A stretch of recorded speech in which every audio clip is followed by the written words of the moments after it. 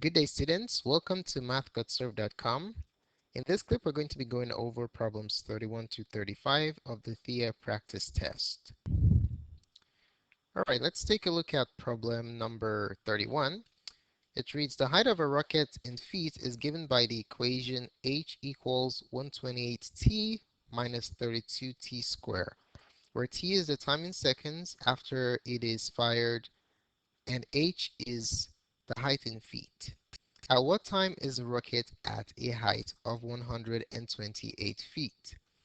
So one thing you want to note when solving quadratic equations, which we'll have to solve in this problem, is that if you want to solve it by factoring or using the quadratic formula, you must place the equation in standard form first. The ax squared plus bx plus c equals 0 form first before you solve, okay? So keep that in mind. Now these are the steps we're going to use to solve this problem. First of all, we're going to set h equals to 128 and t will remain t in this equation. We'll then rewrite the resulting quadratic in standard form, namely ax squared plus bx plus c equals 0. Then we'll solve by factoring or by using the quadratic formula. All right. Okay, so first of all, this is the function we have, a function of t. So it's 128t minus 32t squared. Okay, so h is 128. So as indicated in step 1, we're going to substitute 128 for h in this equation. So we'll have 128 equals 128t minus 32t squared. Okay, so this is a quadratic equation. Now to solve it using factoring or the quadratic formula, we have to first put it in standard form. Okay, ax squared plus bx plus c equals 0. So we have to set this equal to 0 with the degree of the variables in descending order. Okay, so to accomplish that, I will go ahead and add 32t squared to both sides. And to move this over to the left side, I'll subtract 128t. Okay, so our resulting quadratic is going to be 32t squared minus 128t plus 128 equals 0. Okay, because this adds up to 0, that adds up to 0, and we're left with these terms here. Okay, so this is a quadratic equation in standard form. Now let's go ahead and solve this. Now one thing you'll note is that 32 is a common factor of all three terms. So whenever you have a greatest common factor, what do? You reduce by that factor, okay? So divide every term by 32, the GCF of A, B, and C. So that yields, what does that give us? Gives us, let's move up. I'm going to move up all the way here. So we have t squared minus 4t plus 4t, plus 4 equals 0. Okay, so let's go ahead and solve this simplified quadratic by factoring. So we can use the AC method here. So AC is 4 and B is negative 4. So we replace the middle term with the two numbers that add up to negative 4 and multiply to give you 4. Those two numbers are negative 2 and negative 2. Okay? So these two numbers, if you multiply them together, you get 4. If you add them together, you get negative 4. This is known as the AC method. Okay? So AC goes on top, B goes on the bottom. Okay, so now we have, let's see, what do we have? We're going to replace the middle term. So we have t squared minus 2t minus 2t. I got this from these two right here, plus 4 equals 0. And then we can just factor by grouping. So divide down the center, factor out t. You have t times t minus 2. Factor out negative 2. And then from here you have t minus 2. If you factor out negative 2 from negative 2t, you have positive t. If you factor out negative 2 from positive 4, you have negative 2. Okay? So when you factor By grouping again, you have t minus 2 when you factor the common factor t minus 2 out, and you're going to be left with t minus 2. So you have times t minus 2. Set that equal to 0. Now using the zero product property, we'll set the factors equal to 0, t minus 2 equals 0. Okay, let's go ahead and solve this.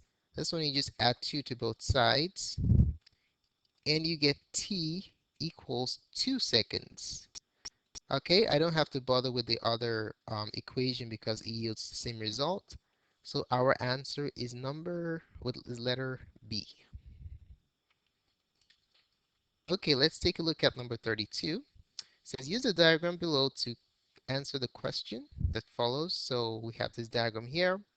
A window is rectangular with a triangular top section. So we have the rectangular region and the triangular top section.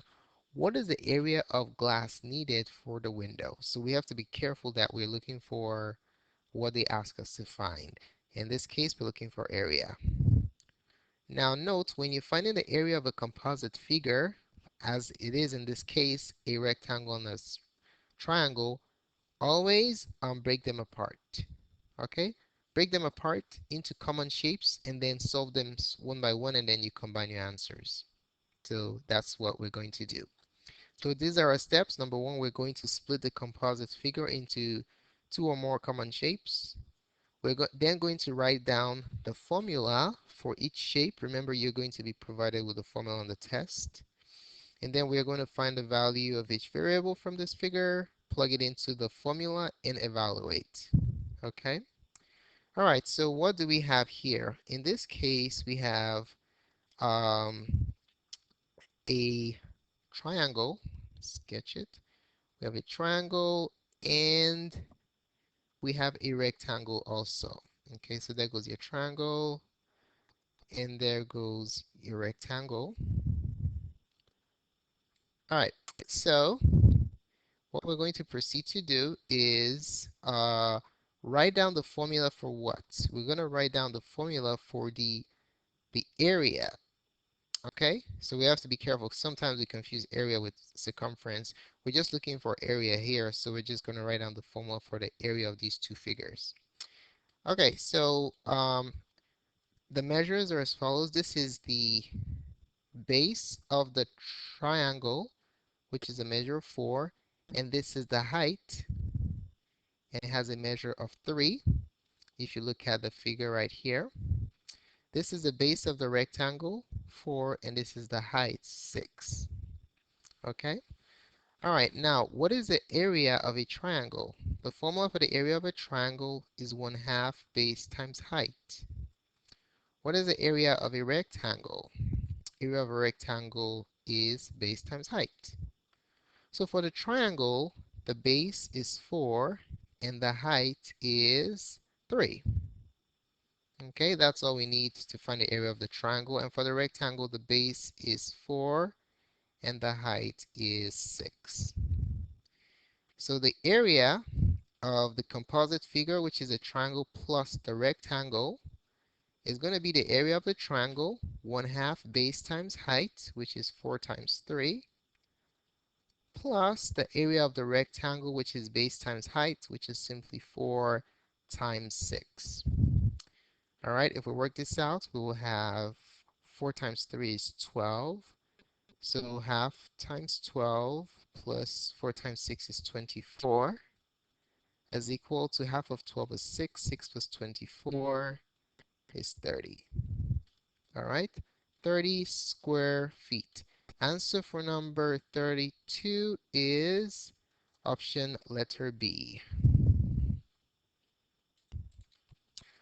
All right, let's take a look at number 33. It says use the diagram below to answer the question that follows. So we have the diagram right here. The drawing above represents a racetrack. The ends are semicircular. What is the approximate distance in meters a runner runs in 8 laps around the track? All right, so one thing you want to note is that the distance around the shape is the same thing as the circumference when you're dealing with circles, and perimeter when you're dealing with rectangles or squares or triangles, okay? So these are the steps we're going to use for this problem. We're going to split the composite figure. We have a composite figure again. We're going to split it into two common shapes. Write down the formula for the circumference of both, um, the relevant circumference of both situations. Then we will then find the value of the variables, plug them into the equation or the formulas, and then find the distance around the track and multiply it by 8. Okay, so we do not want to forget this fact here. The runner runs 8 laps.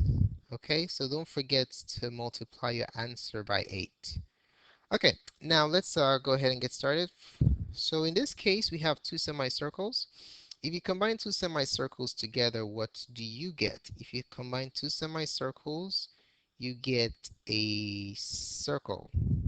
Okay, so if we combine the two semicircles there, we have a circle. Okay, and then we have the um, the, the north side of the track and the um, south side of the track. Okay? Remember, it's not a rectangle. So what we're doing is if you go from here to here, that's a semicircle that's equivalent to this portion right, oopsie, that's equivalent to this portion right here. And then when you go from here to here, that's equivalent to this portion right here. And then the upper part, the northern side of the track is equivalent to this portion right here. And then the southern side of the track is equivalent to this portion right here. Okay? So what do we have in this problem? We have a circle and two sides. Okay? We don't have a circle and a rectangle. That's incorrect. We have a circle and two sides. Okay, so let's go ahead and write down what our formulas are. The circumference for a circle of a circle is 2 pi r. Okay, so that's for this case right here is is made up of two semicircles, and then here we just have a perimeter of two lengths, which is just L on the bottom and an L on the top. So it's L plus L, okay, which is 2L. Now for this figure, the radius is the distance from the center to the extremity. So if the entire distance of the diameter secant through the center is 50, so what will the radius be? If the diameter is 50, the radius is half of that. So r, this distance right here, what we really care about, is 25. And L is 200. Okay? All right, so we have everything that we need. Now we can go ahead and find the perimeter of the track, which is comprised of a semicircle, two sides, and then another semicircle. Okay, so that's going to give us 2 pi r for the circle, 2 pi r, but wait, r is 25, plus the two sides, L is 200, right? So 2L is going to be 2 times 200. So this gives us 50 pi plus 400.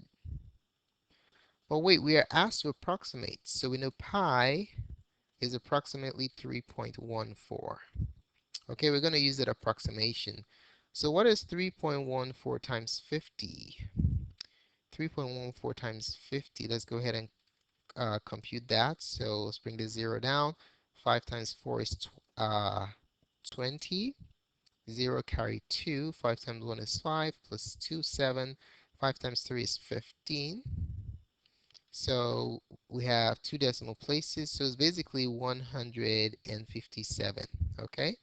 So this is approximately 157 plus 400, which is 557. That's approximately 560 meters, right? So the question is our answer option A? The answer is no. Why not? Remember that 8 laps, we have to multiply our answer by 8. Okay, so one lap is 557 meters. So it follows that 8 laps is going to be 557 times 8. All right, let's go ahead and multiply. 8 times 7 is 56, carry 5. 8 times 5 is 40, plus 5, 45, 5, carry 4. 8 times 5 is 40, plus 4, 44. So it's 4,456. So if we round up to one of these options that we have right here, and we round to the tens place, it's going to be 4,460 meters for 8 laps. Our answer is option letter C. All right, let's take a look at number 34. It says an observatory dome is hemispherical in shape with a radius of 18 meters and is built using 12 equal sections. Which of the following formulas describes the surface area of each section? Now, one thing you want to note is that a hemisphere is half of a sphere. Okay? All right, so the steps are as follows. We're going to sketch the figure, give ourselves a visual, and also label it. Then we're going to write down the formula for the surface area of the figure we're dealing with. And we will then find the surface area of each section of the total area. In this case, we're breaking it into 12. Okay, now let's start by giving ourselves a visual. What does a hemisphere or hemispherical dome look like? It's just like an ice cream scoop, okay, but this one is kind of hollow, so let me try my best and make it too big. So something like that, okay? So there goes your dome, half of a sphere, okay? So the only thing that we need to know to find out what the surface area is the radius. That's all we need to know. Okay, so that's what we're going to label. All right, so formula, what's the formula here? Formula, the surface area of a hemisphere is what? Is half of a sphere. Okay, so if you look at your formula sheet, you see that the surface area of a sphere is 4 pi r squared. In this case, it's going to be 1/2 of that. So 1/2 of 4 pi r squared. Now, if you look at the options here, it's not simplified, it's just set up. So we don't want to bother simplifying anything here, okay? So that's the formula we're going to be working with. All right, so now that we have the formula, um, let's apply to this situation. In this problem, we know that the radius is what? What is the radius? 18 units. All right. So the surface area of the dome is going to be 1/2 times 4 times pi times 18 square. Okay. All right. So is this our final answer? The answer is no. Remember, it's broken up into 12 equal sections, right? So we need to find 1/12 of the surface area of our hemispherical dome. So what is 1/12 of the surface area of your dome? It's simply 1/12 of the answer we got before. 1/12 of 1/2 times 4 times pi times 18 square. Answer is option letter D. All right, let's take a look at number 35. It says, use the diagram below to answer the question that follows. So a ramp 12 feet long. This is the ramp right here. So that ramp is leaning against a platform which is raised 5 feet above the ground. What is the distance from the ramp's contact point right here with the ground and the base of the platform? So basically, we're asked to find what? The value of x. Okay? All right, so one thing you want to notice is that the Pythagorean theorem can only be used to solve right triangles with one missing side. And that is exactly what we have here. We have a right triangle with one missing side. Okay? This 90-degree tells us that it's a right triangle. The steps we're going to use to solve this problem are as follows. We're first going to write down the Pythagorean theorem. and then label the triangle correctly. Now, this is very important. You need to know where your A, B, and C are. Okay? And I will substitute the known sides and I use into the equation, and I use it to find the missing side. Okay? All right. So what is our Pythagorean theorem? Our Pythagorean theorem is a squared plus b squared equals c squared. Okay? All right, so let's label our triangle. This is A, this is B, this is C. Now, how do I know? Well, the side opposite 90 degrees is always C, the hypotenuse, the longest side. All right, this never changes. But A and B are the legs. It doesn't really matter what you call A or B. They're both legs, okay? So I can call this A, call that A, and then call this B. It doesn't matter, okay? But C is always the hypotenuse, so keep that in mind. Based on our labeling, A is 5, B is X, and C is 12. So let's plug all this into our Pythagorean theorem and solve for uh, B. Okay, B is the measure we're looking for. Okay, so let's plug it in. We're going to have 5 square plus, instead of b, we have x squared equals 12 squared. 5 squared is 25 plus x squared equals 144. Okay, so we'll subtract 25 from both sides, and that yields x squared equals, don't add here and get 169, you subtract, okay, so you get 100 and, let's see, or 119. So to get x isolated, we'll do the inverse of square, which is square root. So we take the square root of both sides. That tells us the length. X is equal to the square root of 119 feet. Okay, so our answer is option letter C. Thanks so much for taking the time to watch this presentation. We really appreciate it. Um, If you found this tutorial beneficial to you, please give us a thumbs up. We'll appreciate your positive feedback. Do not forget to subscribe to our channel for updates to the remainder of this review series. If you have any questions about this tutorial or the Thea Math Practice Exam in general, feel free to send us a message in the comment section below, and we'll be glad to address it as soon as possible. More clips can be found on mathcodeserve.com. Thanks again for watching, and have a wonderful day.